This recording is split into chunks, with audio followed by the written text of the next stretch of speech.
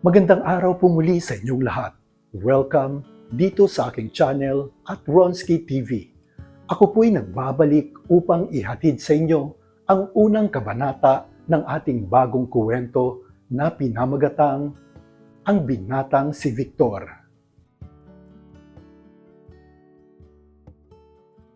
Paalala, ang kwentong ito ay hindi angkop sa mga taong hindi bukas ang isipan, lalong-lalo na sa mga taong feeling conservative.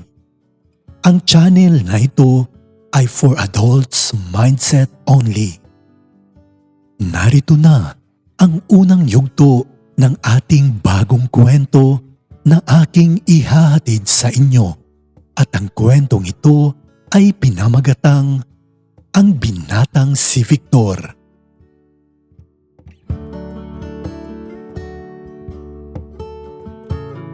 Ang ating kwento ay tungkol kay Victor. Si Victor ay guwapo, matipuno at malakas ang apil. Isang lalaking mula pagkabata ay namulat na sa kahirapan sa buhay buhat nang mawala ang kanyang ama dahil sa isang aksidente sa pinapasukan nitong trabaho noong siya ay 15 taong gulang pa lamang. Dahilan upang tumigil si Victor sa kanyang pag-aaral bilang isang 4th year high school student at mas pinili nitong maghanap ng kanyang pwedeng pagkakakitaan dahil na rin sa kahirapan. Isang araw, papunta si Victor sa may tindahan na malapit lang sa kanilang bahay upang bumili ito ng soft drinks at tumambay muna ito sa harap. Ilang sandali pa ay bigla namang may isang lalaking maskulado na walang damit pang itaas at nakashort lamang itong paparating sa may tindahan. At habang papalapit ito ay hindi naman maiwasan ni Victor ang tumitig sa isang lalaki dahil sobrang malakas ang dating nito. Ilang sandali pa at bumili din ito ng soft drinks at uminom. Panay naman ang pagtitig ng lalaki kay Victor na para bang may binabalak ito sa kanya. Ilang sandali pa at kinausap nito si Victor sabay sabing, "Hey boy, taga dito ka ba?" Tama nga sila. Ang gwapo nga talaga ng mga kabataan dito. Opo sir. Taga dito lang po ako. Bali, dyan lang po sa malapit. Sa may unang kanto lang ang bahay ko. Ganun ba? Ang gwapo mo boy ah. Kaya malamang marami ditong nagkakagusto sa'yo. Tsaka ang init dito. Gusto mo bang sumama doon sa kwarto ko? May aircon doon, kaya malamig. Talaga po? Ang sarap po sigurong matulog doon oh. Sabi nila, malamig daw po pag may aircon. Oo naman. Lika, sumama ka sa akin para masubukan mo. Tara.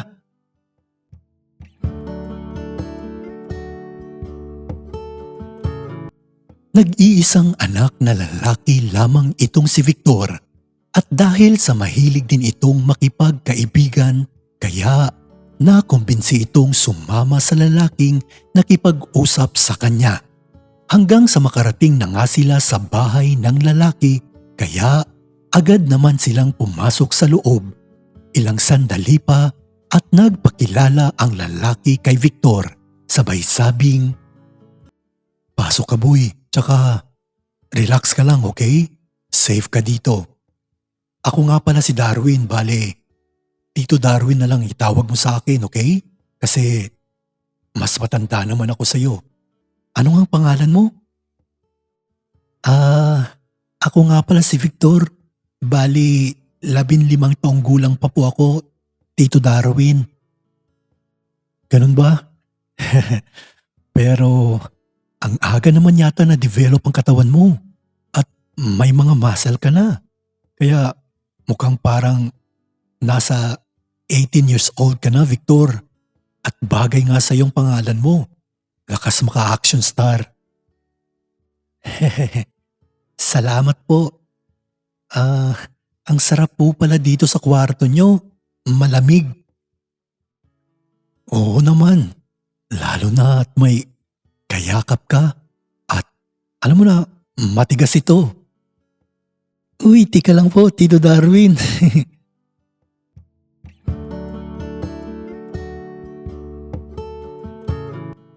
Biglang ang hinawakan ni Darwin ang pagkalalaki ni Victor habang nagsasalita ito at nagulat naman si Victor sa ginawa niya. At hindi naman niya ito pinansin dahil lalaking lalaki nga ang itsura nitong si Darwin. At nang mga sandaling iyon ay umupo nga ito sa may sofa at binuksan ang laptop at tinawag nito si Victor at pinaupo ito sa kanyang tabi. Maya-maya pa ay bumungad kay Victor ang isang video ng dalawang lalaking nagtatalik at nagsusubuan ng kanilang mga kargada. Hanggang sa tuluyan na nga nilang pinanood ito at ng mga oras na yon ay may binabalak naman itong si Darwin kay Victor na sa mga oras na yon ay seryosong pinapanood ang isang sex video. Ilang sandali pa at pasimple naman itong sinasagi ng kanyang kamay ang pagkalalaki ni Victor habang sinasabi nito, "Wait, tinitigasan ka ata? Huwag mo nang itago yan, okay? Tsaka dalawa lang naman tayo dito at huwag kang mahiya." Oo nga po eh. Kanina pa po ako tinitigasan, Tito Darwin. Ganyan po pala pag nagsisex ang dalawang lalaki? Nakakalibog din po pala, no? Oo naman, Victor. Nag-i-enjoy ka ba? Pahawak nga ako kung talagang matigas na yan. Pero, Tito Darwin, baka po... Psst. Relax ka lang. Huwag kang maingay. Mag-enjoy lang tayo. Tsaka huwag kang mag-alala. May kapalit naman ito eh. Bibigyan kita ng pera pagkatapos. Okay? Okay po.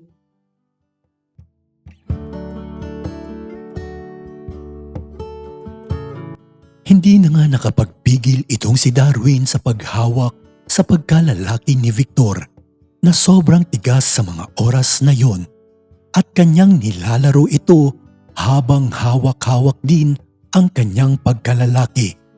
At si Victor naman ay nagpaubaya na lamang lalo pa at sinabi ni Darwin na bibigyan siya nito ng pera kaya patuloy lamang siya sa pinapanood nitong sex video. At nakakaramdam nga siya ng sobrang pagkalibog dahil sa hindi mapigilang kamay ni Darwin. Lalo pa at nilagyan pa niya ito ng pampadulas na mas lalong nakapagpalibog kay Victor at sinabi nitong, Tito Darwin, ano po yung nilalagay ninyo sa kargada ko? Bakit nakakapanghina po lalo at sobrang sarap sa pakiramdam ko? Tawag dito, lubricant, Victor. Para mas lalo mong maramdaman ang sarap at mas lalo kang gaganahan. Diba? Nararamdaman mo ang sarap? Tsaka, mas malaki pa nga itong kargada mo kumpara sa kargada ko, Victor eh. Kakaiba na talaga mga kabataan ngayon. Tito Darwin, tumatayo po ang mga buhok ko sa katawan. Ang sarap po. Sige lang, Victor. Sige lang. Huwag mong pigilan. Sabihan mo ako pag malapit ka na, okay? Sabay na tayo.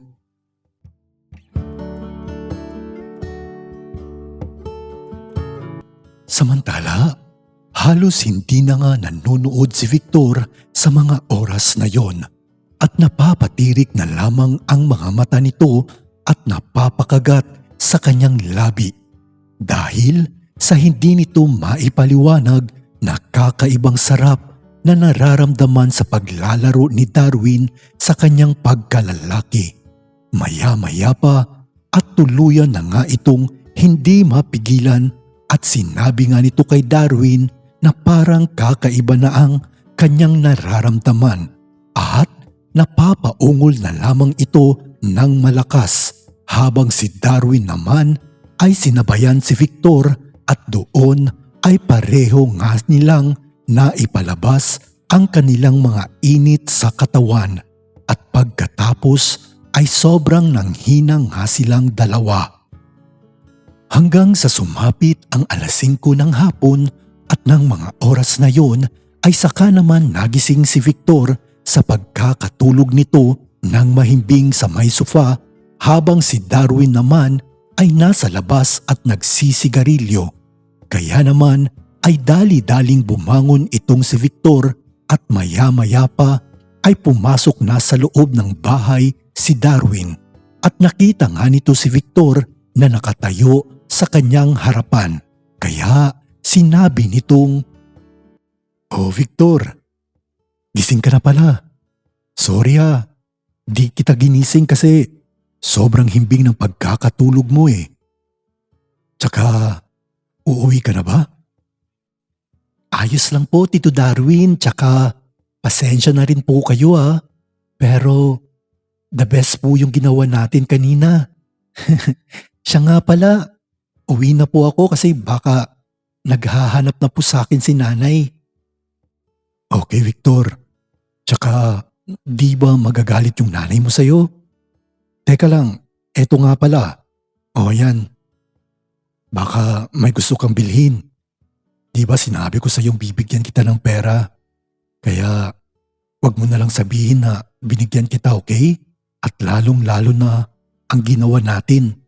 Pwede bang sa ating dalawa na lang yun? Basta, balik ka dito kapag gusto mo." "Okay po, Tito Darwin, promise po. Sige po, alis na po ako tsaka salamat po pala dito." "Nako, huwag kang magpasalamat, okay? Oh, sige. Ingat ka, Victor."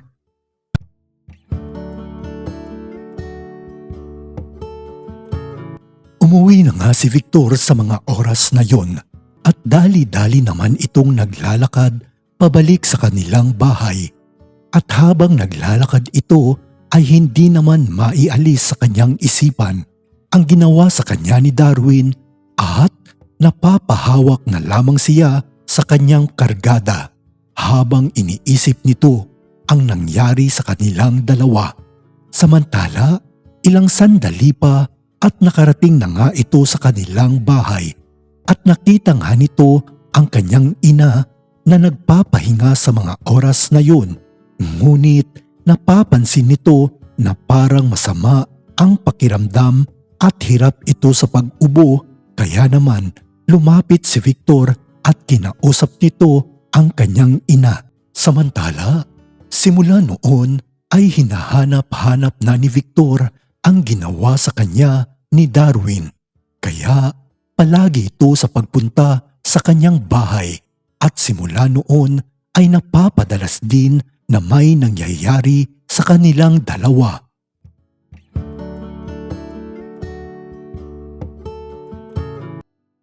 At dito'y nagtatapos ang unang kabanata ng ating bagong kuwento na pinamagatang Ang Binatang si Victor. Abangan niyo po muli ang ikalawang kabanata ng ating bagong kuwento. Muli, huwag niyo pong kalimutang mag-like, mag-subscribe at mag-share. Ako nga pala yung Kuya Rons at maraming salamat po.